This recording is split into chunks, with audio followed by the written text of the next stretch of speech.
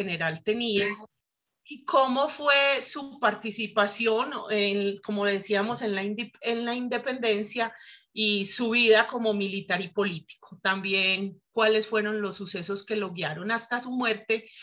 Y vamos a tener, que yo pienso que esto es una parte bien interesante, a ver cómo fue una situación que tuvo mucho que ver como con su personalidad, de la cual nos va a hablar el doctor Gabriel Jaime, una situación, un trauma craneano que sufrió en el año 1819. Les agradecemos muchísimo esta tarde que nos acompañen, como siempre. Para nosotros es un gusto compartir las tardes de los jueves, y hoy de manera como muy especial y con un sentimiento de gratitud bien grande, porque esta es nuestra última charla de este año 2021. Año del cual tuvimos la posibilidad de encontrarnos en 34 oportunidades, y que ya lo que hace que empezó la pandemia cuando inició esta actividad en abril del 2020, pues hoy podemos decir que esta es la charla número 94 que hemos venido propiciando, con el talento ignaciano, con el conocimiento de los egresados, también de personas externas, pero siempre alrededor de los ignacianos. Entonces, para nosotros, de verdad que esta tarde es bien especial poderles agradecer a ustedes, los que hoy nos acompañan y quienes nos han acompañado en muchas oportunidades, que ahora viendo la lista de presentes vemos que hay varias personas que han estado en muchas oportunidades, pues decirles muchísimas gracias. Sin la compañía de ustedes, sin el apoyo, sin la permanencia en las charlas, pues con seguridad que este programa no hubiera podido permanecer en el tiempo, y hoy pues estamos cerrando este ciclo por este año. No quiere decir que vamos a dejar de vernos. El año entrante tenemos también la idea de seguir con estos programas, de vernos virtualmente, compartir el conocimiento, compartir la experiencia, compartir los hobbies.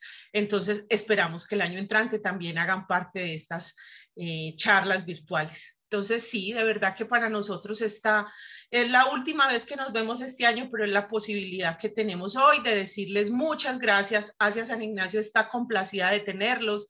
Han sido alrededor de 500 minutos de conocimientos compartidos. Hemos tenido muy buenas reproducciones desde nuestro canal de YouTube, y por supuesto en cada una de estas charlas podemos decir que tenemos alrededor de 40 personas en sala, que de verdad pues estos números son gracias a ustedes, y estos números nos hacen sentir hoy muy orgullosos. Así que los agradecimientos para todos ustedes. Entonces quiero pues dar paso ya a lo que nos convoca a esta charla hoy del general José María Córdoba, entre el delirio y la razón, con el doctor, el médico psiquiatra de la Universidad de Antioquia, Gabriel Jaime López Calle, quien a la vez es ignaciano, es egresado del Colegio San Ignacio de la promoción 1969.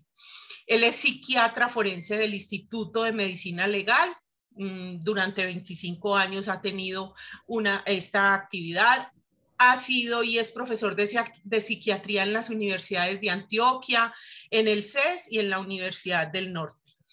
Es socio fundador de la Clínica Sameín de Medellín, y como él mismo lo resalta, y no puedo dejarlo pasar sin decirlo, es un gomoso de la historia de Colombia, del arte y de las humanidades. Con esta presentación, entonces, le doy paso al doctor Gabriel Jaime López, agradeciéndole muchísimo pues que hoy quiera cerrar este ciclo con este tema. Ha sido él quien nos ha buscado para compartir con todos nosotros esta tarde este encuentro. Así que muchas gracias, doctor. Bienvenido a usted y a todos sus invitados que esta tarde nos honran con su presencia. Muchísimas gracias. Adelante. Buenas tardes. Me da gusto estar con ustedes. Como dice Clara Marcela, yo soy Gabriel Jaime López Calle, soy médico psiquiatra. Corrijo que ya no trabajo en medicina legal, trabajé durante 25 años como psiquiatra forense hasta el año pasado. Y bueno, como dice mi currículum, yo me autonombro gomoso de la historia, no soy un experto, y la idea es presentar una aproximación histórica a la vida de José María Córdoba.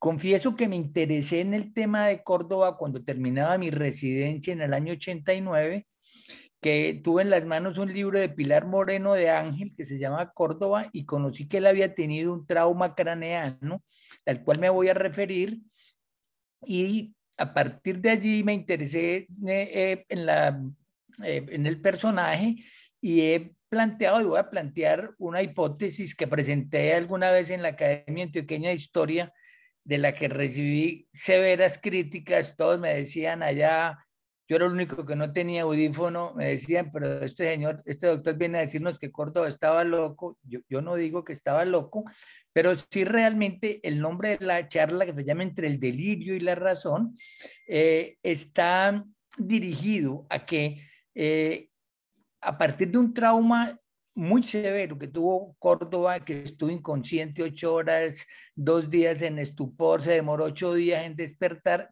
se cambió su personalidad, se cambió su forma de ser. Y yo lo voy a tratar de referir a lo largo de la charla.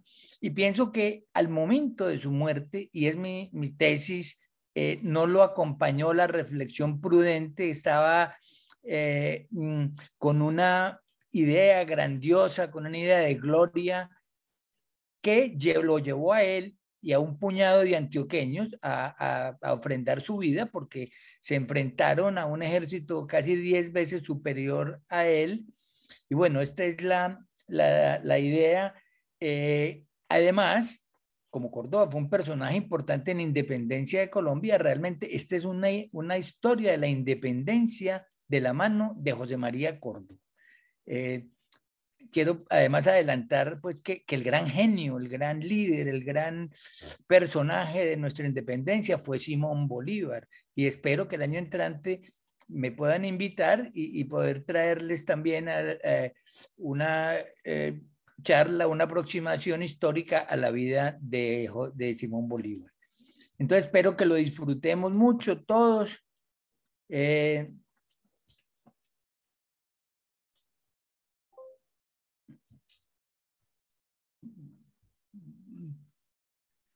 Bueno, primero hay que ubicar a Córdoba en la época y en los antecedentes.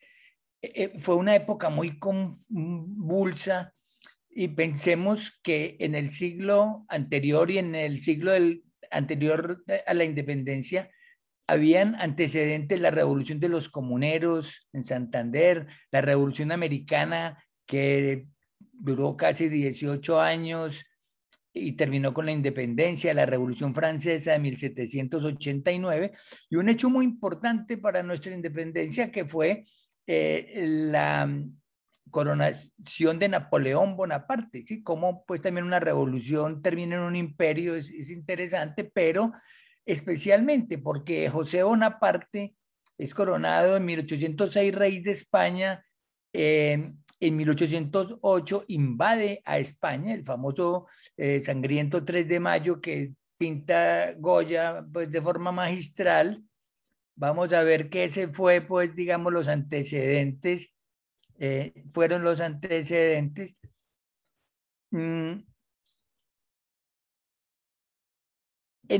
Digamos entonces que circulaba el memorial de agravios y perdón, pero aquí antes quiero pues decir que aquí están las fotos. Gobernaba en España Carlos IV, el esposo de María Luisa de Parma, quien a su vez realmente era una mujer fogosa que tuvo un romance muy conocido con Manuel Godoy, que era el conocido como el amante de la reina y que era realmente quien gobernaba. Bueno, aquí yo quiero pues contar que los primeros 5 minutos yo me entotumo un poquito para que me tengan paciencia. Decía que en 1808 José Bonaparte invade España y las colonias que eran de España pasan a ser de Francia, ¿sí? Ustedes conocen pues toda esa historia posiblemente de cómo se tienen que retirar a Sevilla y a Cádiz y todas las colonias de España pasan a ser de Francia. Y en 1809, en Caracas, se funda la primera junta que se llamó Junta para defender los derechos de Fernando VII. Allí aparece Simón Bolívar, que al lado de Andrés Bello y de César López Méndez van a Inglaterra a mediar ante el gobierno británico para que nosotros sigamos siendo de España. Allá Bolívar conoce a Miranda, a Wellesley, que era el primer ministro británico, y un grupo, todos masones. Hay que contar pues que realmente era un grupo de masones, todos los que participaron en de forma directiva en la independencia, y se llega en 1810 al famoso conocido grito de independencia, que realmente fue una pelea entre el virrey, pero no contra España. Bolívar trae a Francisco Miranda. Francisco Miranda es un venezolano que peleó al lado de Napoleón, que tuvo romance con Catalina de Rusia. Se lo trae aquí con promesas y fundan la Primera República en 1811. Aquí hay un hecho muy curioso, y es que mandan a Bolívar a Puerto Cabello. Bolívar allá se dedica a hacer florete y a conquistar chicas, y pierde la y pierde la plaza por al lado de Francisco Binoni. Se pierde la Primera República. Es muy singular porque Bolívar después entrega a Miranda, que era un gran personaje, que lo llevan a España, y donde fallece en una cárcel. Después hay un nuevo intento de república que sucede nuevamente pues en Caracas. Hay un gran terremoto que fallecen muchísimas personas, y los religiosos de Caracas decían: es el castigo de Dios porque nos estábamos oponiendo. Se pierde pues la Primera República. En ese contexto es que nace José María Córdoba. Córdoba nace en 1799, ¿sí? Y mire pues que hay un gran fragor. Napoleón es emperador y funda una república, pues se hace coronar emperador. En España nos invade Murat, ¿sí? En ese contexto nace José María Córdoba en el hogar de don Crisanto Fernández, que era una persona muy importante. Fue un alcalde y juez pedáneo durante estos 3 periodos cuando él nace, y su mamá Pascuala Muñoz y Castrillón, que es hija de don Gabriel Ignacio Muñoz. Este señor era un hombre también muy importante, era alcalde pedáneo de Minas, era un hombre muy rico. Y también hay que decir que Concepción en ese momento se llamaba Real de Minas, que después fue erigido como partido, pero pertenecía a Río Negro, y era Real de Minas porque allí muchas personas que tenían, que se dedican a la minería, desde allí explotaban minas de oro especialmente. Era una área y una región supremamente minera. Entonces nace en un hogar de noble cuna, su papá alcalde, su abuelo también. A los 3 años el papá se traslada a San Vicente. Después, a los 9 años, vuelve a Río Negro. Él considera Río Negro su ciudad natal. A los 10 años tiene los primeros estudios con un pedagogo, un profesor bogotano, don Manuel Bravo. Y a los 12 años el papá se lo lleva a la costa atlántica porque tiene un encargo pues administrativo. Traigo este hecho aquí porque cuando va en este viaje sufren atraco. Ellos van por el Nechí, por Nare, desembocan a Cáceres, Zaragoza, Cáceres, y van por el Magdalena y después por el Cauca a la costa. y los atracan, que queda pues muy compungido, y después cuando Córdoba llega a Antioquia y reconoce a uno de los atracadores, lo manda a fusilar. Vamos a ver también cómo era pues una costumbre muy grande y muy acendrada de ser fusileros. En el año en 1813, mire, se dio el grito 1810, don Juan del Corral viene a Antioquia y muy curioso porque decreta la independencia política de España. Curiosamente, él se muere a los pocos meses de llegar acá y el sabio Caldas, que viene huyendo de la persecución de Sámano y de las guerras fratricidas de lo que se llamó la Patria Boba entre Camilo Torres y Caldas y Nariño, viene a Medellín y funda una escuela de ingenieros de Antioquia. Es un curso militar en una academia militar, y traen a Emmanuel Servier. Servier era un personaje, un militar francés que había también peleado con Napoleón, un hombre que fue muy importante, tuvo un fin muy triste. Aprendió pericia castrense con él, aprendió canciones de francés, en Córdoba se cultivó mucho, y en el 1815 tenía Córdoba, no había cumplido, y esto es interesante, no había cumplido 15 años y ya le tocó un combate, una batalla en el río Palo, ¿sí? Cuando venían huyendo de las tropas españolas, en el batallón con José María Cabal, y el curioso que lo dan por muerto.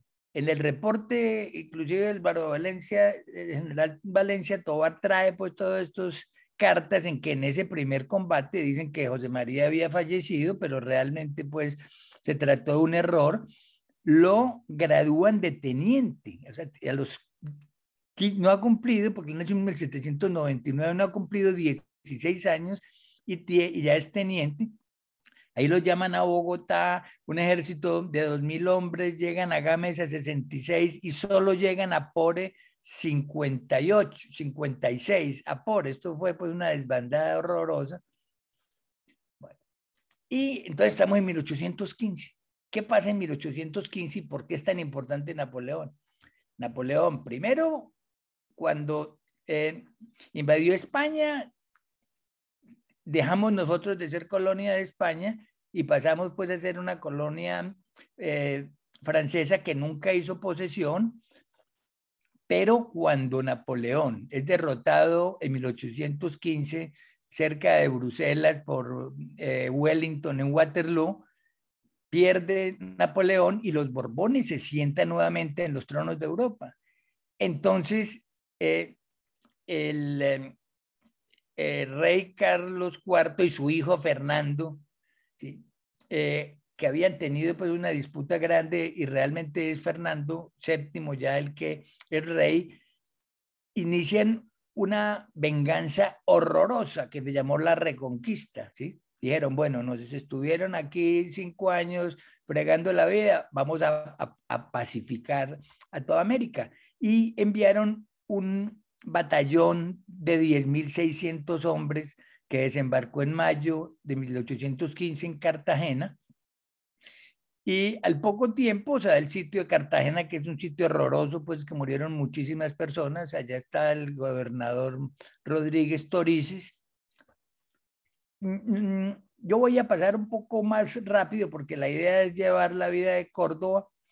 Después de muchas peripecias, Bolívar va a Guayana, después Bolívar va a Jamaica, escribe su famosa carta de Jamaica, y Morillo está pacificando, Morillo con Sámano están acabando pues con todos los patriotas. Recuerden que a Camilo Torres más adelante le cortan la cabeza y lo colocan en postes en el pueblo, ¿sí?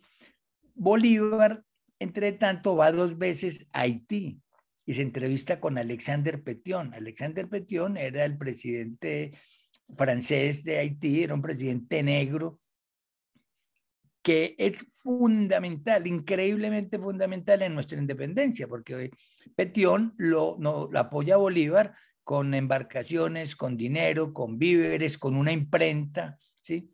Aquí quiero traer un detalle muy curioso de Bolívar. Bolívar, cuando está ya competición antes de embarcarse para Barcelona en Venezuela, está esperando a Pepita, su novia. Él tiene una novia que lo persigue durante mucho tiempo, y Josefina, y curiosamente el detalle es que ella no llegaba y Bolívar hizo atrasar como 2 o 3 días toda la expedición porque estaba esperando pues que llegara Pepita. Eso está documentado y todo el ejército andaba muy ardido porque Bolívar estaba esperando a la novia. Bueno, entonces ese año 2016, Sama no es el dueño del país, el país está pacificado, todo el mundo está muerto de miedo, no hay ningún asomo pues aquí de posibilidad de ninguna garantía ni de independencia.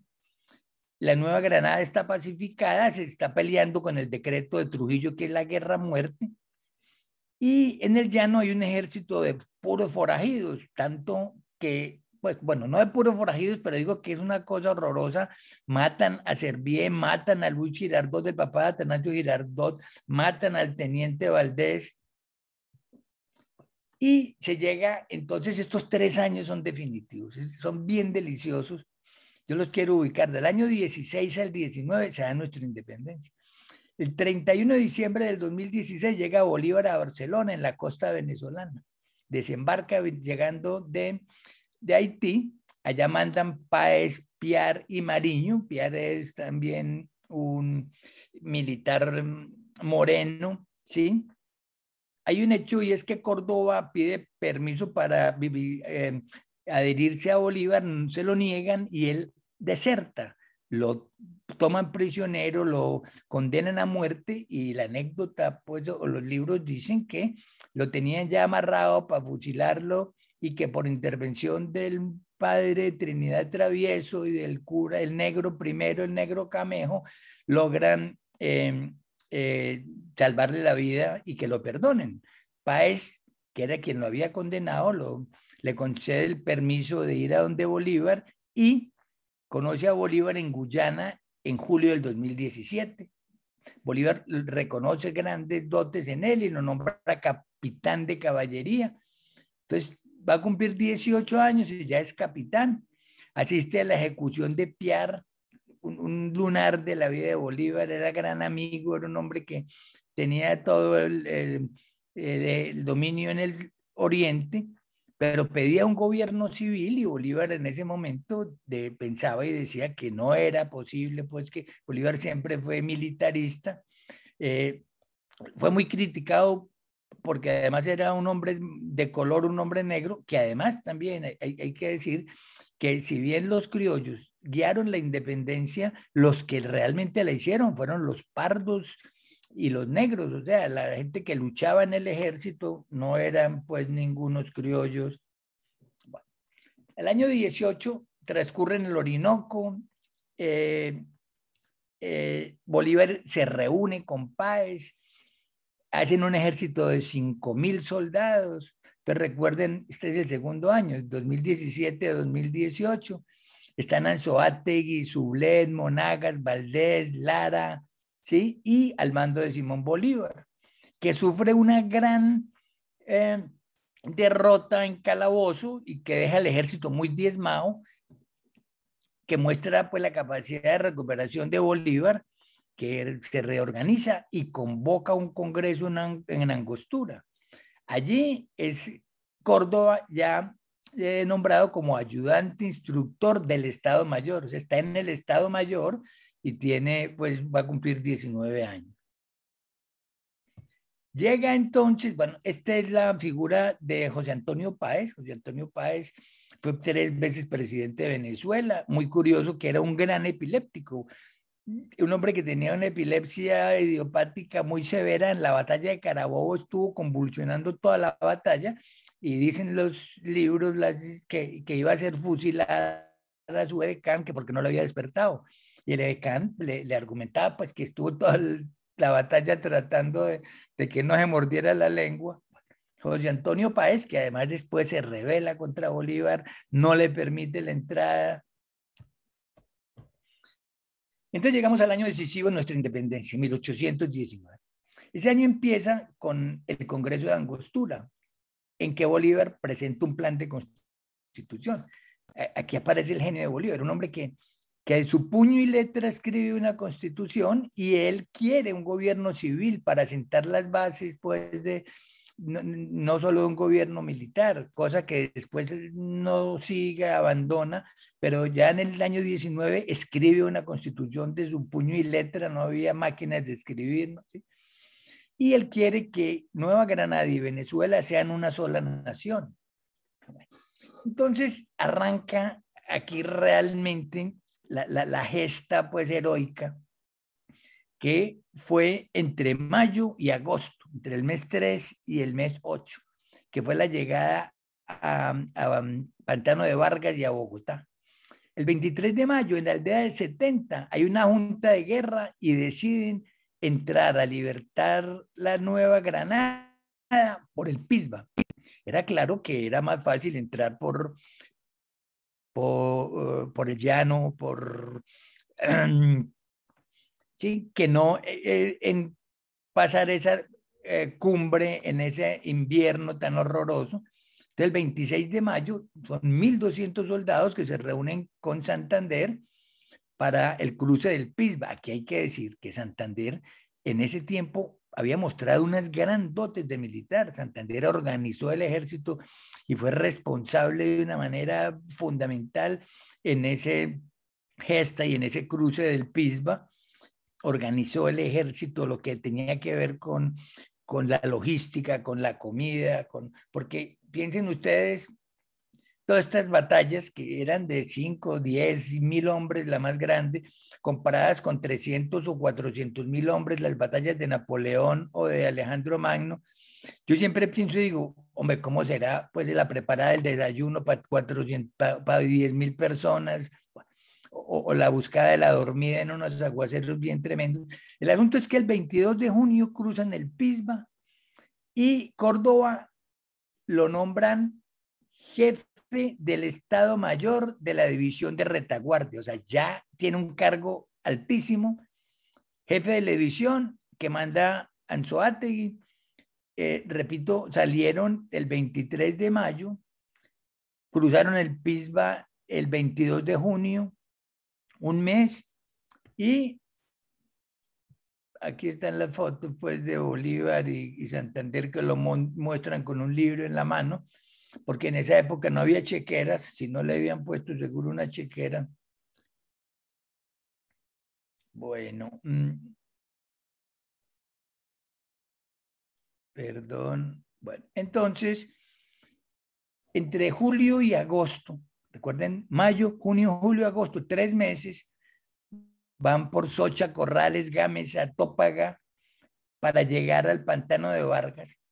Barrero escribe, los enemigos están enteramente en cueros, que me asombra que puedan resistir los rigores de la estación. Era una cosa asombrosa, porque son unos abismos, unas alturas, los caballos se rodaban, no tenían ruanas, no tenían ropa. Así llegan el 25 de julio al pantano de Vargas, que fue tal vez la batalla más decisiva antes de llegar a Bogotá, más que la de Boyacá, que la batalla de Boyacá. Y el 7 de agosto entran a Boyacá. Entonces tenemos que entre mayo, junio, julio y agosto, 2 meses y medio, casi 3 meses, 2 meses, sí, libran pues esa gesta extraordinaria, y el 10 de agosto Bolívar y el ejército entran a Bogotá. Triunfantes, es recibido con todos los honores, calle de honor, todas las muchachas bonitas salen con flores, y aquí hay un hecho, un detalle supremamente significativo. Santander, el hombre de las leyes, fusila a 40 oficiales, incluido Barreiro. Bolívar ya había salido para Venezuela, él estaba encargado de la presidencia, y él justifica, Santander dice que si no lo fusilan ellos, organizan otra vez un ejército porque Santa Fe de Bogotá tiene muchos adeptos a la corona. En Bogotá, aquí en Antioquia sí que más. Aquí en Antioquia siempre, curiosamente, vamos a ver, siempre fuimos realistas. Aquí teníamos oro, teníamos tabaco, producíamos aguardiente, había un teniente Sánchez que había nombrado Murillo y que nos trataba muy bien, entonces aquí en Antioquia no se nos ocurría pues rebelarnos contra Venezuela, perdón, contra España. Aquí están don Pablo Murillo y don José María Barreiro. De Murillo, el pacificador que fue horroroso, es muy curioso, porque cuando él llegó y desembarcó en la isla Margarita traía las mejores intenciones, pero en Margarita Arismendi lo atacó, le acabó su ejército a traición y entonces decidió pues descargar toda su rabia y hacer la pacificación. Y aquí está don José María Barreiro. Es muy curioso porque Barreiro dicen que era un hombre de muy buena estatura, que era muy pintoso y que cuando estuvo antes de que lo fusilaran, lo visitaban pues todas las jóvenes de Bogotá. Bueno, entonces tenemos ya el 7 de agosto, el 10 de agosto de 1819, Bolívar está en Bogotá, llegó por Pisba, Pantano de Vargas, Boyacá y llegó a Bogotá y sacó a los españoles de El Llano, del Casanare, ¿sí? Y llegó hasta triunfante. Entonces manda a Anzoátegui y a Córdoba a que persigan al virrey Sámano. Cuando llegan a Honda, él se había volado disfrazado con una ruana por el Magdalena y se le voló Sámano. Y entonces cuando iban de regreso, se encuentran con que hay un correo, don Carlos Miranda, que es Carlos Robledo, es un hombre que traía un encargo para que Córdoba fuera a Antioquia a libertar a Antioquia, ¿sí? Y él también estaba enviándole, quería venir a Antioquia, entonces se cruzaron pues en el camino. En Antioquia gobernaba Carlos Tolrán y Nicolás Barletta. Carlos Tolrán huyó a Zaragoza. Entonces el 30 de agosto de ese mismo año, sin disparar una bala de fusil, llega a Córdoba de Medellín.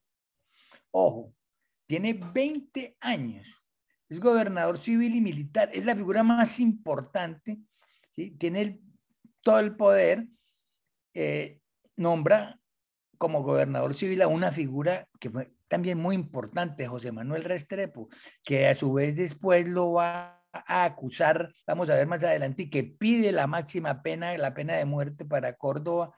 Luego les explico por qué. Y coloca de director de imprenta a don José Félix Restrepo. Organiza las finanzas, el ejército, le quita los impuestos al aguardiente, pone a vender más tabaco, va a Chocó, hace una cantidad de fusilamientos, coloca su cuartel general en Río Negro. Entonces Córdoba es el gobernador militar y es la figura más importante en Antioquia. Y llegamos entonces al asunto curioso de interés y es el 28 de diciembre de ese año 19, a las 5 de la tarde en Río Negro, en las fiestas públicas con corridas de toros, Córdoba se está luciendo ante Manuelita Morales, que era una noviecita que tenía, que era sobrina de don Antonio Morales, un poeta ecuatoriano. Se cae de un caballo alazán que se llama el Inca, que se lo había incautado a un señor muy poderoso, a Joaquín Dupegui, y se golpea contra un muro de cal y canto, queda con inconsciencia de 8 horas, queda 2 días en estupor profundo, o sea, sin ningún tipo de respuesta, y a los 8 días empieza a recobrar la conciencia. Es atendido, muy curioso, por 3 médicos, Pedro Uribe Restrepo, que no se había graduado, después se graduó en Europa, por Juan de Carrasquilla y por el presbítero José Miguel de la Calle, ¿sí? Yo aquí voy a leer, como vamos bien de tiempo, me prendes la luz. Voy a leer, voy a hacer una pausa porque José Manuel Restrepo escribe, después de que se cayó Córdoba: nuestro común amigo, el teniente Córdoba, ha sufrido una terrible caída de su caballo que se le desbocó y su vida está en mucho riesgo. El golpe fue en la cabeza, estuvo privado más de 8 horas y después, aunque habla, las ideas están desordenadas, porque sin duda apareció el cerebro y usted sabe que en tales casos resulta a veces la locura. Bueno, a los 9 días, el mismo José Manuel Restrepo le escribe a Santander: sea lo primero decir que nuestro amigo Córdoba está fuera de peligro, pero desgraciadamente continúa la locura, con muy pocos momentos de razón, y se teme que dure así algún tiempo. Igualmente está gafa de una pierna, todos efectos de la caída.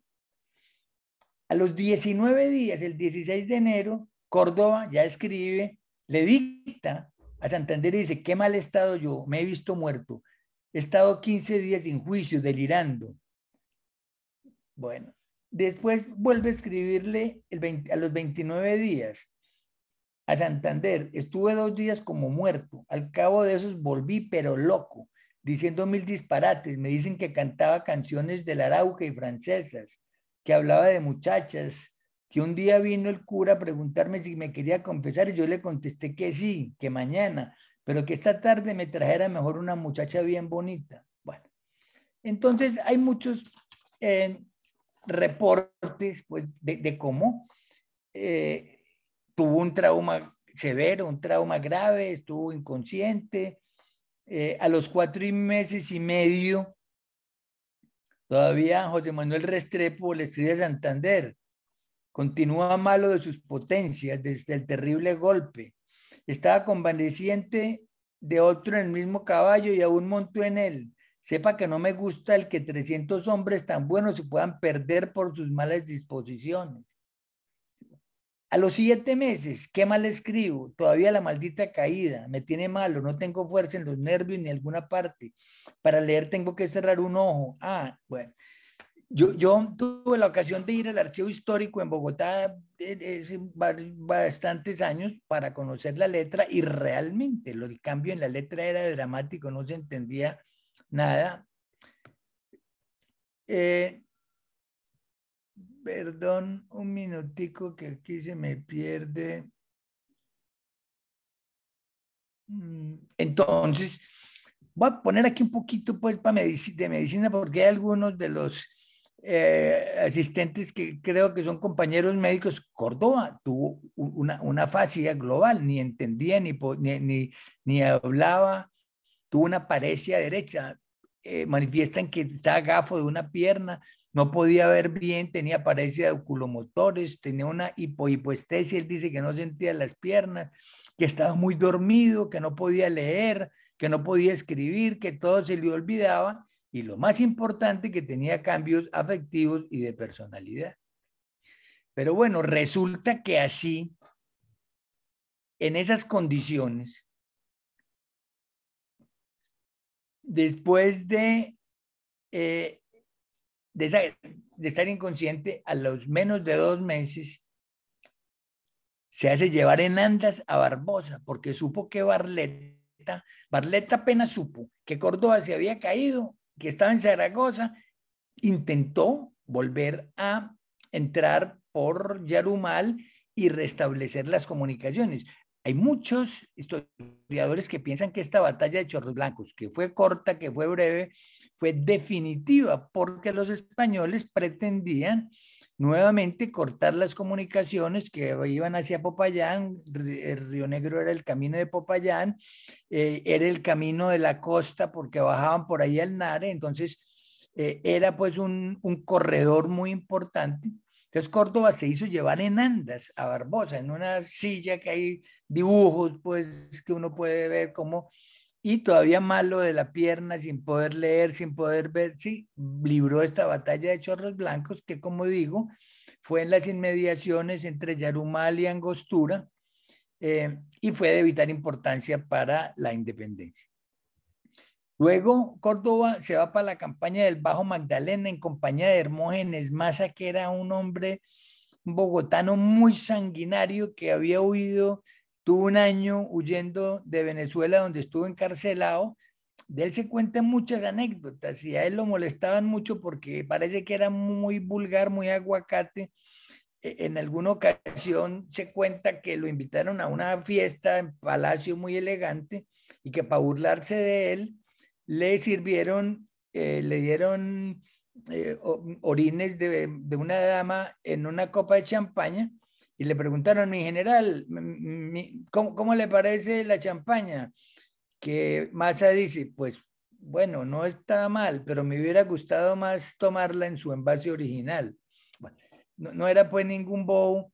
De todas maneras, después se va para la costa, Monpós, Corozal, Barranca y está desesperado. Le escribe a Bolívar diciendo, llámeme que estoy desesperado, esta provincia es el infierno mismo, tal vez era esa niñita que me tiene loco. Él sigue muy prendado de Manuelita Morales, lleva pues, se había caído hacía 6 meses. Llega entonces el año 21, que es supremamente importante. Es el año 21, yo creo que así como el 19 y el 21 para nuestra independencia de América son fundamentales.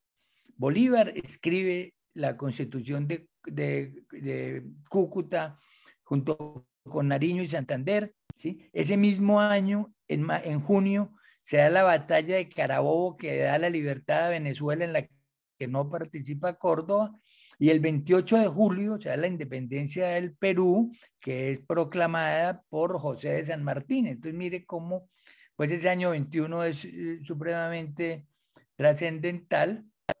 Bueno, en el año 22 se va con Fábregas para el Panamá, viene en mayo del 21 a la batalla de Pichincha con Sucre, que da libertad al Ecuador.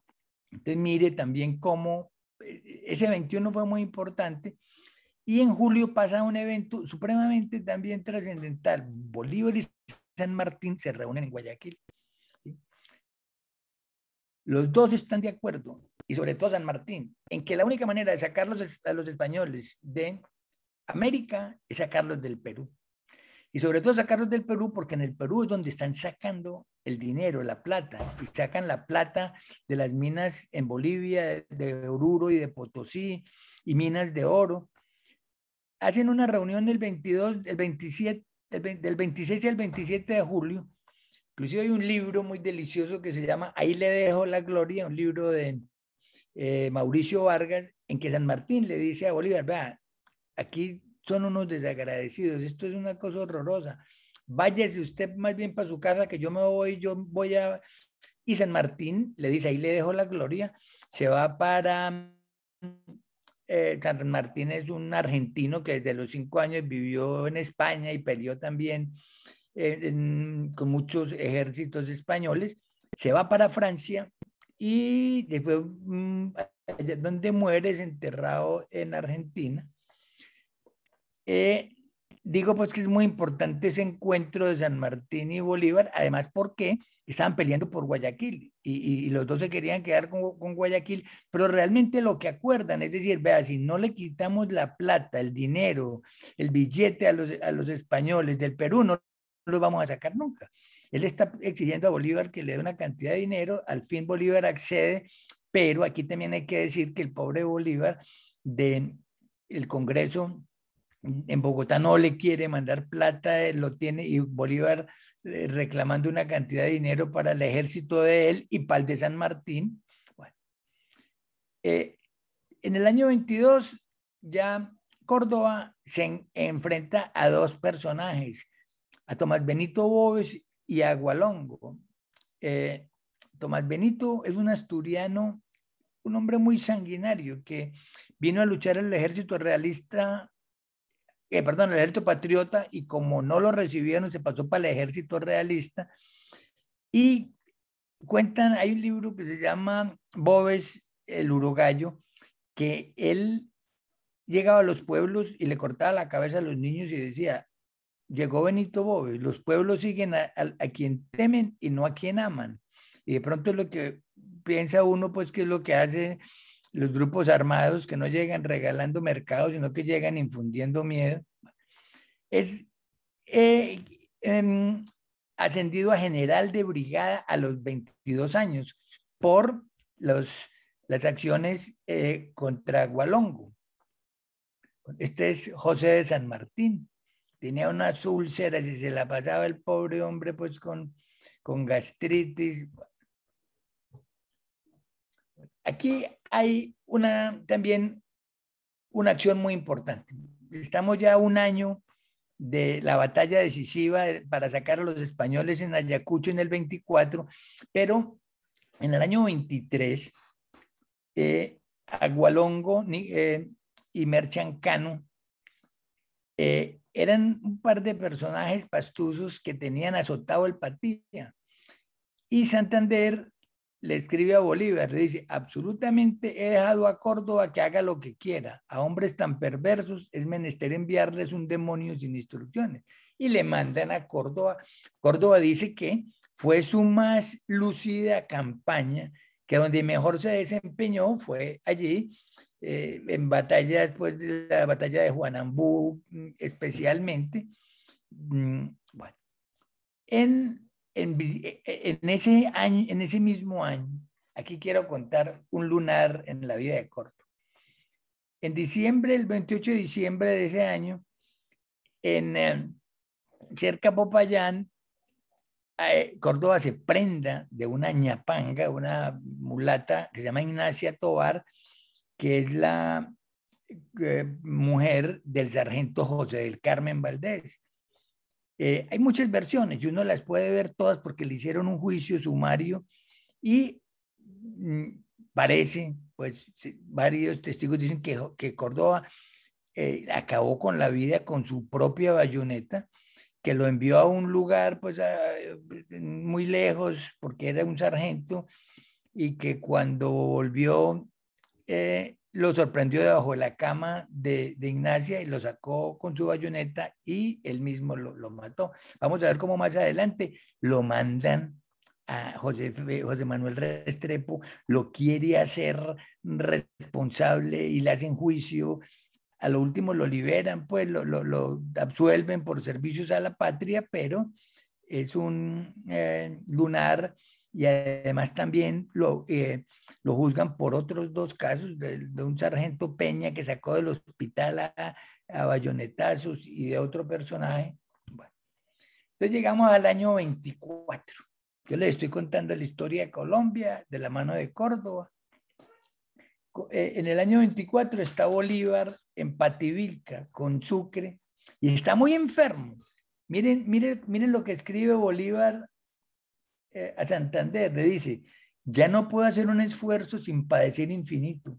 Usted no me reconocerá porque estoy muy acabado y muy viejo y en medio de una tormenta como esta represento a la senectud. Tiene 41 años. Además me suelen dar de cuando en cuando unos ataques de demencia, aun cuando estoy bueno, que pierdo enteramente la razón. Bueno, entonces en el año 24, primero Sucre, al lado de Córdoba, en el Perú, vencen en la batalla de Junín y en diciembre, el 9 de diciembre del año 24, es la gran gesta, la gran batalla, sacan a los españoles de América del Sur completamente. ¿Sí? Que hagan pequeños reductos, pero Córdoba es comandante de la división de vanguardia, ya no de retaguardia, el fin de la batalla, y están peleando el virrey La Serna y el general Canterac, que huyen, y lo ascienden a general de división en el campo de batalla. O sea, va a cumplir 25 años y es general de división. Expulsados los españoles de América del Sur. Aquí traigo este dato de la Navidad Negra en Pasto, porque es que en Pasto no quieren a Bolívar ni a los patriotas, porque cuando Bolívar venía del Perú por Pasto con Córdoba y con Sucre, hacen un armisticio para el 24 de diciembre y dicen que se van a hacer pasito, pues que no van a, ¿sí? Y Bolívar incumple entra en los conventos, entra en las iglesias, saquea la ciudad. Entonces a Bolívar no lo quieren en paz todos los pastusos. Bueno, José Antonio Sucre. Ya después llega el año 25.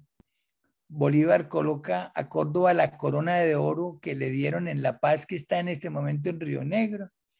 Le avisan que hay un sumario en su contra. Solicita permiso para viajar a Europa, pero le dicen que no, que primero tiene que responder pues por eso que pasó. Lo designan Sucre, es designado presidente de Bolivia, tiene que ausentarse y designa a Córdoba, o sea, tiene 26 años y ya es designado para ser presidente, pues ejercer el poder ejecutivo en Bolivia. Y se da un hecho que es capital, trascendental, y es la Constitución Bolivariana del año 26. Aquí uno pudiera decir que son dos Bolívares. Aquí Bolívar que está enfermo, que está aburrido, que está deprimido, que Páez no lo quiere, que Flores tampoco lo quiere, que Lamarre en el Perú tampoco, que en Colombia tampoco. Escribe una constitución boliviana en que habla de una presidencia vitalicia, entonces tildado de dictador, y ahí ya se separa el país, separan los bolivarianos y los antibolivarianos, eso le da pie a Santander y a todo, y a Lozano y a Florentino González y a todo el mundo para decir, no, este es un dictador. Córdoba sigue siendo adepto, adepto a Bolívar. Entonces, digamos, para los que quieran mirar y conocer, leer la Constitución del 26, es otro Bolívar. Inclusive, eso da pie para que piensen que van a traer un regente que si puede ser español o francés, y que debe ser como la Cámara de los Lores, que debe ser de padres a hijos. Bueno, en ese tiempo es llamado a presentarse, ya lo llaman a que se presente pues a responder por ese homicidio. Viaja en el buque América con Manuelita Sáenz y hay también documentos que dicen que él rechaza a Manuelita Sáenz, que se genera una gran enemistad. Él la llama a esa desagradable mujer pública, ¿sí? Aquí cuando llegan en este año es cuando se da ese episodio que colocan un muñeco de trapo con la figura de Santander y lo fusilan, ¿sí? Y eso se lo cuentan después a Bolívar, entonces ya hay una separación grande entre Bolívar y Santander. En octubre del 27, después de un sumario, pues sí, un proceso muy largo, lo absuelven, pero por servicios a la patria, porque si uno mira ese proceso, realmente pues sí hay muchos testigos que hablan de que él sí había cometido ese. Aquí que no se ve muy bien Ocaña y la conspiración. De abril a junio, Bolívar convoca un congreso en Ocaña y ya están separados directamente, pues abiertamente, Santander y Bolívar. Bolívar no va a Ocaña, se queda en Bucaramanga, manda a Oleri, y cuando ve que son mayoría, los santanderistas deciden retirarse. Se necesitan 55 votos, hay solamente 54, entonces ese Congreso no puede sesionar ni se puede modificar la Constitución, que era lo que quería. Entonces, apenas llegó Bolívar a Bogotá, como retaliación, suspendió la vicepresidencia. Dijo, si Santander me está montando pues este asunto, yo le suspendo la vicepresidencia. Y se sucede la conspiración contra Bolívar. Yo les receto un libro que se llama La noche que mataron a Bolívar, del mismo Mauricio Vargas, que cuenta bien detalladamente cómo fue esa conspiración que llegó pues hasta su último momento, que mataron inclusive al edecán de Bolívar. Entonces, después de esa conspiración, primero tratan de implicar a Córdoba, después lo nombran como juez de la Corte Marcial de Justicia. Córdoba manda a fusilar a casi todos los implicados, a Saldívar, un antioqueño, a Carujo, y se les escapa Florentino González, que después vamos a ver cómo se casa con una de las Hinojosa, y la otra se va a vivir con Santander, y Santander le regala las famosas minas de sal de Zipaquirá. Esa es otra historia. Y a Santander, que lo hayan culpable, le conmina la pena de muerte. Bolívar intercede ante Córdoba y le dice: yo no quiero pasar a la historia pues como el que mató al vicepresidente, y la pena de muerte se la conminan por el exilio, y Santander se va para el exilio. Hay un gran descontento con Bolívar, pero Córdoba sigue al lado de Bolívar. Entonces ya estamos ya en el año de su muerte realmente. El 21 de enero se va para la campaña en Popayán. Aquí hay un hecho fundamental. Mosquera, Tomás Cipriano de Mosquera, el Mascachochas. Le decían Mascachochas porque le habían pegado un balazo en un maxilar, se mandó a hacer una caja de dientes en Estados Unidos y le llegó por barco, se la puso, y cada vez que hablaba silbaba, entonces le decían Mascachochas para que no vayan a pensar pues otra cosa. Él se encuentra con Mosquera en La Plata, tienen una gran discusión, y Córdoba lo trata muy mal porque Obando y José Hilario López se están rebelando en el sur. Mosquera no es capaz de repeler la sublevación, por eso mandan a Córdoba. Córdoba lo trata muy mal. Y para muchos, dice doña Pilar Moreno, es la nube preñada de negrura, es el veneno que mata, que fue lo que perdió a Córdoba, porque entonces Mosquera, que luego fue presidente 3 veces, va a intrigar con todos los demás bogotanos para la muerte pues, de Córdoba. Entonces Córdoba reconviene a Mosquera por no repeler a Obando. Entonces Córdoba está ya muy aburrido porque ve que tiene pues todo ese, digamos, malquerencia, y solicita las letras de retiro, así se llaman, y se la niegan, le dicen: no señor, usted no se puede ir, ¿sí? El 30 de junio de este año 29, el año de su muerte, conoce que el Consejo de Ministros tiene una idea monárquica que sí, que les gusta mucho y que piensan que esa constitución bolivariana la pueden adelantar, y muchos piensan que como veían que Bolívar estaba viejo, enfermo, que ellos eran los que iban a continuar pues en el poder. Y el 29 de junio, Córdoba se separa pues ya de Bolívar y escribe esto: Bolívar no puede ser emperador de Colombia porque es venezolano y ha oprimido a toda la república. Ha mandado a los granadinos como un sultán, incapaz de sujetarse a la constitución, a leyes ni reglas, porque lo domina una mujer a quien ya cortejan tantos canallas. Entonces ya, en junio, Córdoba muere en septiembre, en octubre, o sea, 5 meses antes ya se separa de Bolívar, ¿sí? Y muy curioso que entonces para quitárselo de encima lo nombran secretario de Estado en el Ministerio de Marina y de Guerra. Y Córdoba escribe y dice: vergüenza me da, qué sé yo de Marina, ¿sí? Bueno, y sale de Popayán. Entonces sale de Popayán y se viene para Medellín, por Cartago, Anserma, Río Sucio, Marmato, menoscabando el prestigio de Bolívar, hablando mal de Bolívar. Llega a Río Negro el 8 de septiembre, un mes antes pues, de su muerte, más o menos.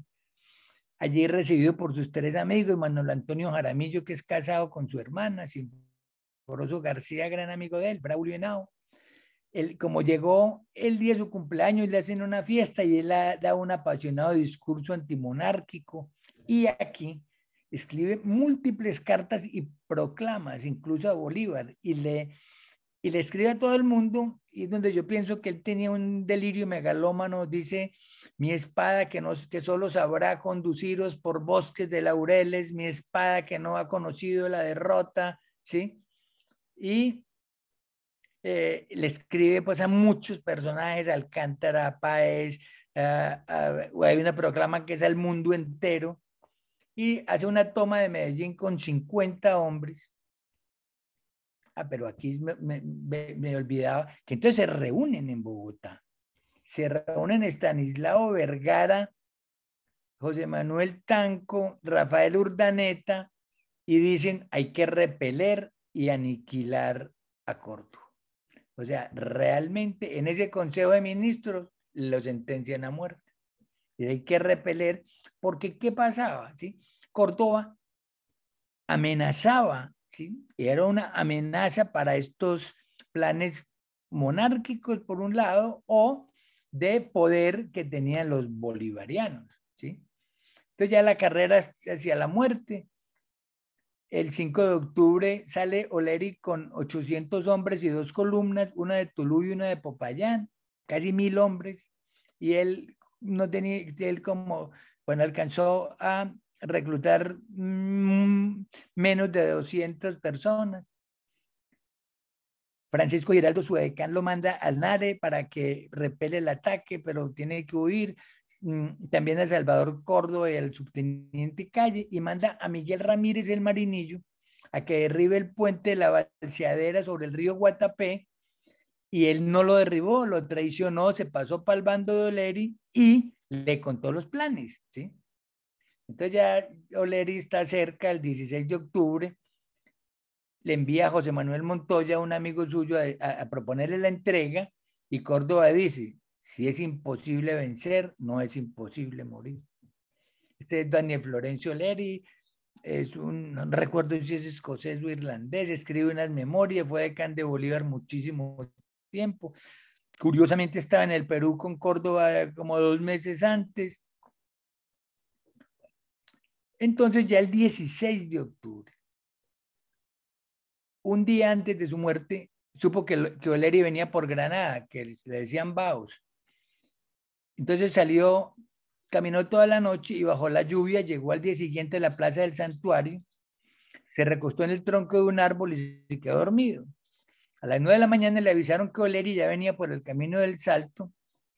Y después de un corto combate, que parece que fue, pues está referido en 3 partes, pero que desde el primer ataque ya Oleri había tomado la delantera, se refugió en la casa hospital donde hoy es el Palacio Municipal, y llega Ruperto Hans y lo remata a sablazos.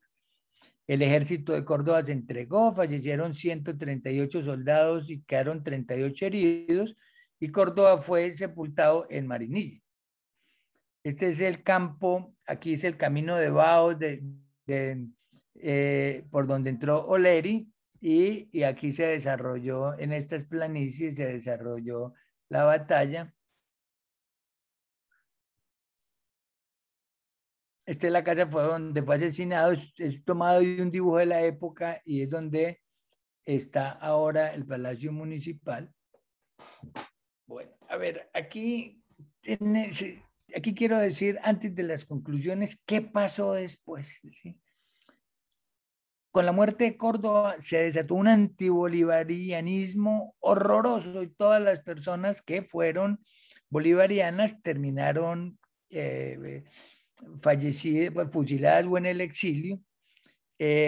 Salvador Córdoba fue también fusilado en el año 41, su hermano, por Tomás Cipriano de Mosquera.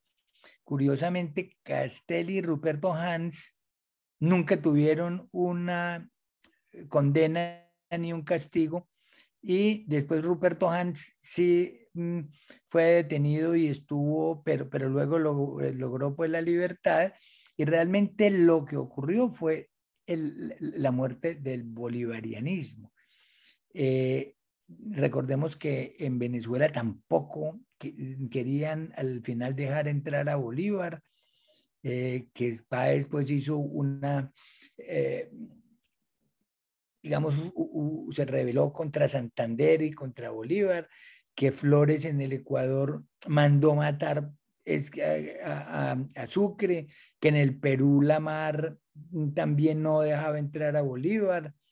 Y en Colombia pues lo intentaron matar, entonces Bolívar estaba completamente pues antes de partir para Santa Marta, y repito, se borró de un plumazo, desafortunadamente, toda esta grupo pues, que seguía a Simón Bolívar, a quien tildaban de militarista y de dictador. Bueno, como conclusiones, ya que son las 6:05 de la noche, antes de algunas preguntas, al lado de Bolívar, Santander y Sucre fue la figura más importante de la independencia. De noble cuna y sólida ilustración, desde joven se destacó por su valor y arrojo. Participó en las principales batallas de la independencia y alcanzó los más altos peldaños. Aquí escriben que todos los contemporáneos de Córdoba, todos los que sobre él han escrito, están de acuerdo en afirmar que fue el más joven, el más apuesto y la figura militar más hermosa entre todos los jefes de la independencia. Parece que era muy pintoso. Al final de sus días se rebeló contra el proyecto monárquico de Bolívar. Bueno, y aquí viene, pues sustentado brevemente mi hipótesis, a los 20 años sufrió un trauma craneano severo que le ocasionó cambios en su comportamiento. Razones, bueno, esta ya es la última, Filmina, pero quiero terminar con este escrito. Razones sobradas tuvo para argumentar la sublevación, restablecer la Constitución de Cúcuta del 21 y el orden constitucional. Pero la reflexión pausada propia de los espíritus prudentes no lo asistió. La aventura heroica, el gusto despreciable ante la muerte, el deseo inmarcesible de llegar hasta el final y aún después, poseído por la gloria, probablemente como consecuencia del trauma craneano sufrido a los 20 años, lo llevaron, junto con un puñado de inexpertos antioqueños, a ofrendar su vida en el campo de batalla. Bueno, compañeros y amigos, era lo que les quería traer. Espero que lo hayan disfrutado y entonces si tienen comentarios o preguntas, estoy abierto, dispuesto. Gracias, doctor Gabriel Jaime. Pues la verdad ha sido una exposición muy académica, muy interesante. Cómo se nota como usted bien dice, lo gomoso que es por el arte y por las humanidades y cómo nos ha compartido pues con tanto detalle y con tan buenas explicaciones esta tarde esta vida del general José María Córdoba. Vamos a mirar aquí algunos comentarios que nos han hecho llegar y el primero es que nos dicen si es posible que esta presentación la puedan obtener algunos de los invitados esta tarde. ¿Es posible? Sí, realmente sí, yo la puedo más tarde, sí. Usted nos la comparte, me la puede enviar al correo electrónico y nosotros se la enviamos a los que están esta tarde compartiendo con nosotros esta exposición. Hay personas que están conectadas desde otras ciudades y esto nos place mucho y yo quiero esta tarde darle el saludo especial. Por aquí alguien vi de Ocaña, me disculpan un segundito, era una persona, María Ángela Haddad, nos está acompañando desde Ocaña. Muchas gracias por su compañía esta tarde. Dice Diego Barrientos, no sabía nada de este tema de Córdoba. Muchísimas gracias. Luis Villegas, gracias por su exposición tan documentada. Y Juan Correa dice un colega que vive en Concepción que Bolívar nunca pisó Antioquia. Este general muere en batalla de Chorros Blancos. La verdad es que así es como está escrita este comentario. No sé si sea entonces una pregunta que nos quiera hacer Juan Correa. Si lo que él quiere preguntar es si el general murió en la batalla de Chorros Blancos. No. Córdoba murió en el campo del Santuario, ¿sí? Y no... Chorros Blancos fue una batalla en que el 12 de febrero de 1820, cuando Córdoba tenía 21 años, después del trauma craneano, fue aquí entre Yarumal y Angostura, fue importante porque cerró las comunicaciones de Barletta con Sámano y el camino de Popayán y la costa, pero fue mucho antes, fue 1820, ¿sí? El 12 de febrero. Y es verdad, Simón Bolívar nunca pisó tierra antioqueña. Ok, Rafael Toro manda saludos desde Sonsón, Antioquia, y unas felicitaciones para usted. Juan Correa, Gabriel, felicitaciones, eres un sabiondo, pingüis. Hombre, pingüis. Iván Montoya, felicitaciones, Gabriel, desde Washington. Disfruté mucho la presentación, muchas gracias. Pues es que a nosotros nos da mucha alegría saber que no solamente nos acompañan aquí desde Medellín, esto de ver que hoy nos acompañan desde Sonsón, desde Ocaña, desde Washington, es una alegría muy grande. Qué manera tan grata de hoy finalizar pues este encuentro de las charlas virtuales teniendo asistentes de otras ciudades. Y como el tema es tan interesante, pues yo quiero invitar a nuestros acompañantes, a nuestros asistentes a que nos hagan llegar sus comentarios, pero para que se animen, nosotros queremos, antes de seguir con las preguntas y los comentarios, pues para nosotros es importante también esta tarde contarles de la última actividad que tiene Hacia San Ignacio para este año. Muchos de ustedes la conocen, muchísimos nos han apoyado en otros años y este año pues también contamos con todos ustedes, con los ignacianos y también con las personas que quieran vincularse. Nosotros este año como regalo de Navidad a los estudiantes de las obras educativas que Hacia San Ignacio apoya, la institución educativa Antonio José Bernal en el barrio Toscana y Hacia Ignaciana en el Playón de los Comuneros, nos hemos puesto como meta poderle brindar diversión a 500 niños de estas instituciones educativas, niños de primaria, para que asistan a la Granja La Paturra y allí tengan la posibilidad de vivir un día en contacto con los animales, dándoles de comer a los animales.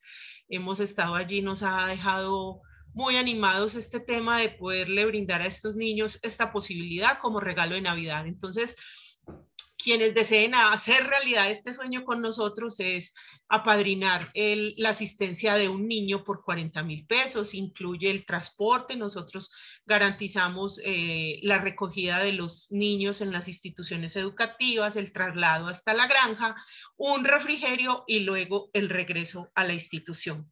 Entonces, Carol les va a poner aquí las posibilidades de vinculación en el chat y entonces yo les agradezco este ratico y me vuelvo aquí a ver qué comentarios nos han llegado. Luis Gustavo Palomares, apreciado doctor Gabriel Jaime, Ana María y yo te agradecemos inmensamente la invitación a esta espectacular charla. Felicitaciones. Carlos Montoya, creo que iba a escribir algo porque solamente veo que pone una C. Gracias por compartir la grabación, nos dice Jorge Gil. Me perdí el inicio de la charla y nos deja el correo electrónico. Como hacemos en todas las charlas, esta será colgada a partir de mañana en nuestro canal de YouTube. Luego estamos compartiendo la grabación para que quienes quieran retomarla, pero igual también a los correos electrónicos de quienes esta tarde han estado presentes y de quienes se inscribieron pero no pudieron acompañarnos, les va a llegar también esta charla. Así que muchas gracias por hacernos el comentario y cuenten con que lo van a tener. Buenas noches desde Valledupar. Felicitaciones, Gabriel Jaime, dice Olga Montoya. Qué dicha seguir recibiendo comentarios de personas que nos acompañan desde fuera. Y Jorge Arango si tiene una pregunta. Muchas gracias. ¿Cuál fue la razón para escribir Córdoba con B hasta casi el final del siglo pasado? Jorge Iván, buenas noches. Hombre, lo que pasa es que el papá de Córdoba era descendiente del capitán Lorenzo de Córdoba y Mesa, y este Córdoba y Mesa, que era español, no recuerdo de qué área, de qué región de España, se escribía con B pequeña y Mesa con Z. Entonces, y él siempre se firmó, siempre se firmó con B pequeña. con B, con V. Con V. A mí, pues me mandan un mensaje directo. Yo la verdad no lo entiendo muy bien, pero espero que esta sea lo que nos quiere transmitir. ¿Quién es esta persona? Diego Botero, si no estoy mal. ¿Cómo es la mentira de Córdoba con la batalla de Majagual? Bueno, a ver, en Majagual, en la campaña del Magdalena con Hermógenes Maza, Córdoba está en minoría con los realistas y entonces él en el Magdalena hace bajar por el río unas embarcaciones que luego vuelve y sube por tierra y las hace bajar varias veces con velas prendidas y para hacer pensar a los realistas que el ejército suyo era muy, muy numeroso, era muy grande. Eso es lo que conozco pues de la mentira de Majagual. ¿Y por qué entonces mentira? ¿Por qué se le No, pues cataloga? es más bien, digamos, la astucia o la trama de Ah, Majagual. ya. En ese tiempo estaba acompañada por Hermógenes Maza, que además también como anécdota curiosa, han fusilado a muchas personas en el Magdalena. Bolívar le escribe y le dice, no quiero ver correr una gota más de sangre en el Magdalena. Hermógenes Maza le coloca una piedra a cada uno en el cuello, los bota al río y le escribe a Bolívar y le dice, mi general, no ha corrido una gota más de sangre en el Magdalena. Era una época pues de cantidad de fusilamientos y de vejámenes tremendos, terribles. Bueno, Carlos Montoya, muchas gracias. En su última carta a Bolívar, Córdoba le dice más o menos, para esto no fue lo que luchamos, perdón, para esto no fue que luchamos tanto, no para que usted fuera un monarca, lo que hace suponer antes que delirio o imprudencia, valor y sensatez. Tuvo gran cercanía con la hija del cónsul de Inglaterra y se especula mucho que en el último año de su vida se asoció con los intereses de Inglaterra para detener a Bolívar. ¿Qué opina de estas versiones? Bueno, esto último realmente fue verdad, que él con el embajador Henderson tuvo una gran amistad. Pero mire que yo acá en esta última filmina que está puesta, lo escribo, sobradas razones tuvo para argumentar la sublevación, restablecer la constitución y el orden constitucional. Pero cuando yo digo, y es importante, Carlos, el aspecto del delirio, es que él no tiene un ejército de menos de 200, un ejército muy pequeño, no tiene armas, estos soldados los acaba de entrenar, están sin, no tienen pues suficiente armamento ni experiencia, ¿sí? Y no obstante, se enfrenta y dice, si es imposible vencer, no es imposible morir. Él que era un militar de tantas batallas, sabía que era imposible, pues que todas las, todos los historiadores y todas las personas que opinan al respecto saben y dicen que fue un suicidio, que él condujo a la muerte de este puñado de inexpertos y también ofrendó su vida. Entonces, realmente sí, él tenía sobradas razones y él escribió a Bolívar, y le escribió al mundo entero que no que estaba de acuerdo pues con la monarquía que él pretendía, con el orden dictatorial, pero esa aventura heroica realmente del final, yo pienso que está teñida de delirio de grandeza, de megalomanía, de mi espada que solo sabrá conduciros por bosques de laureles.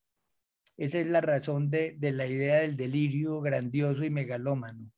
Ah, ahí está el tema, en eso se basa mucho el tema, pues y el nombre que usted le ha puesto, comprendo completamente. Muchas gracias, Gabriel Jaime, felicitaciones. No te conocía esta faceta de historiador, Jorge Mario Mejía.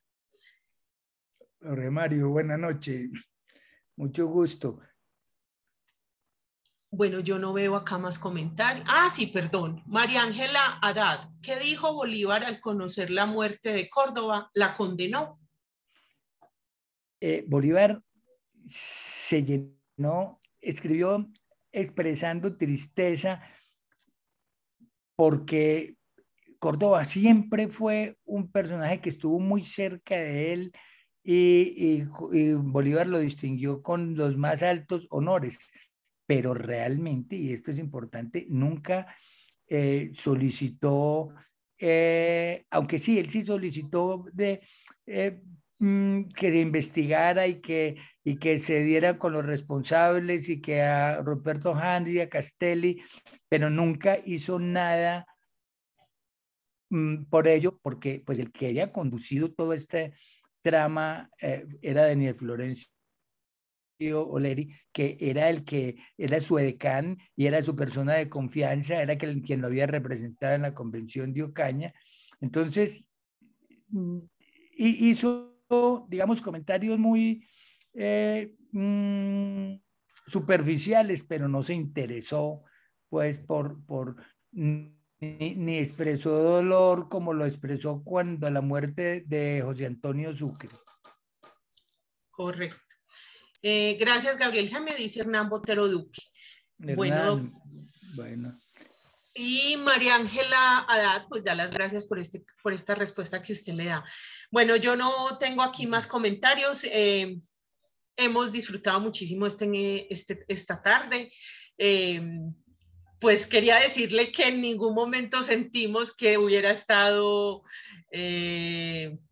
¿cómo es que usted nos dijo? Que se enchonchaba un poco al principio mientras arrancaba. Ha sido muy interesante haberlo escuchado esta tarde, doctor. Agradecemos muchísimo. Sí hay una pregunta acá. Diego Botero, ¿cuántas de las mujeres de Bolívar estaban con Córdoba? Pero a ver, yo no lo entiendo exactamente. Ahí, inclusive recién publican un libro de las mujeres de Bolívar que pues colocan muchísimas relaciones, pero Pepita se había muerto, había fallecido ya, y Manuelita Sáenz sí tenía un desafecto muy grande con Córdoba. Ellos no tuvieron nunca buena relación. Córdoba se refería a ella en términos desobligantes y realmente no conozco, pues sí, y tengo que decir que no conozco. Y cuando me pregunta que cuántas de las mujeres de Bolívar, no, solo sé que Manuelita Sáenz no estuvo nunca, o por lo menos después de ya del año 26 del lado de Córdoba. Bueno, Iván Darío González, buena noche, hombre. y Rafael Palomino, ¿hay algún comentario alrededor de la arenga de Frente Paso de Vencedores? Ah, bueno, sí, hombre, Rafa, ¿cómo es? Sí. Bueno, me la salté, sí, en Ayacucho, en la batalla de Ayacucho, que fue la batalla pues decisiva para sacar a los españoles, en que Córdoba estaba en la vanguardia, que la lideró Sucre. Hay una anécdota primera, y es que Córdoba afirman que se bajó del caballo y le clavó la bayoneta para decirle a las personas, pues a los soldados, que ninguno se podía huir ni desertar, y que entonces arengó y dijo: de frente, de frente, armas a discreción, paso de vencedores, ¿sí? Y fue la arenga que lanzó en la batalla de Ayacucho, que como digo, fue la que expulsó a los españoles de América y al virrey La Serna y al general Canterac. Ok. Bueno, no, entonces darles las gracias nuevamente y invitarlo a que el año entrante podamos tener esta que nos comentaba, la de Simón Bolívar, y usted esta semana también nos hablaba de que tenía un tema sobre Van Gogh. Nos interesa mucho tenerlo en nuestras charlas. Vemos que el tema de historia despierta gran interés entre los ignacianos. Hemos tenido hoy un auditorio bastante concurrido, situación que nos alegra también muchísimo. Haber terminado este proceso de charlas en este año 2021 con esta charla precisamente dictada por un ignaciano y con un auditorio de 48 personas, pues la verdad es que es muy grato para nosotros. Doctor Gabriel Jaime, a usted y a todos los que nos han acompañado hoy, nuevamente, no me canso, me perdonan, me disculpan que sea tan reiterativa, pero de verdad que para nosotros es una alegría muy grande, pues, decir que hemos cumplido este año con esta actividad, que no sabíamos cómo iba a salir. Inicialmente pensamos que iba a ser en los primeros meses del año, que estábamos pues en esa situación de pandemia tan dura, y ahora pues gracias a la compañía y a la aceptación de todos ustedes, pues pudimos sostener este programa todos los jueves, una charla semanal. Entonces, para todos, muchas gracias. Los esperamos el año entrante, en la próxima actividad del 2022, con estas charlas ignacianas. Y como le decía, doctor, usted será uno de nuestros invitados. Esperamos tenerlo también. Bueno, muchas gracias a todos los asistentes. Espero poder estar con ustedes nuevamente y bueno, que acabamos de tener un resto de año muy saludable para todos. Muchas gracias, buenas noches. Que así sea. Muchas gracias y feliz noche. Que estén muy bien. Gracias, Hasta luego. hasta luego.